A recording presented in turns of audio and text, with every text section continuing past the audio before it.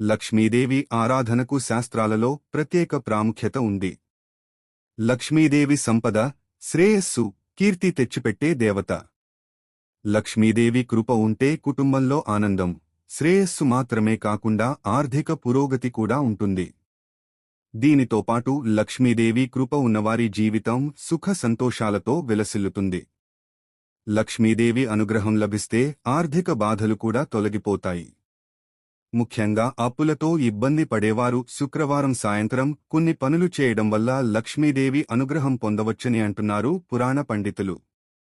శుక్రవారం రోజు సాయంత్రం ఏం చేస్తే అప్పుల బాధలు తొలగిపోతాయో తెలుసుకుంటే, శుక్రవారం నాడు దేవుడి గదిలో తప్పనిసరిగా తామర పువ్వుపై కూర్చున్న లక్ష్మీదేవి చిత్రం లేదా విగ్రహం ఉండేలా చూసుకోవాలి.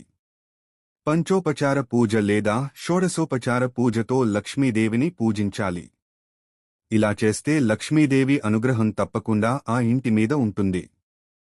శ్రీ యంత్రాన్ని అమ్మవారి స్వరూపంగా భావిస్తారు. శుక్రవారం నాడు శ్రీ యంత్రాన్ని ప్రతిష్ఠించడం వల్ల ఇంటి ఆర్థిక పరిస్థితి మెరుగుపడుతుంది.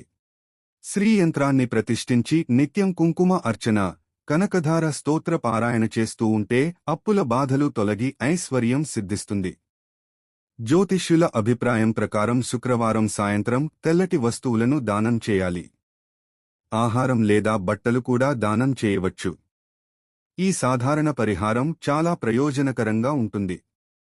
శుక్రవారం సాయంత్రం ఇంటి ప్రధాన ద్వారం వద్ద 2 దీపాలను వెలిగించాలి.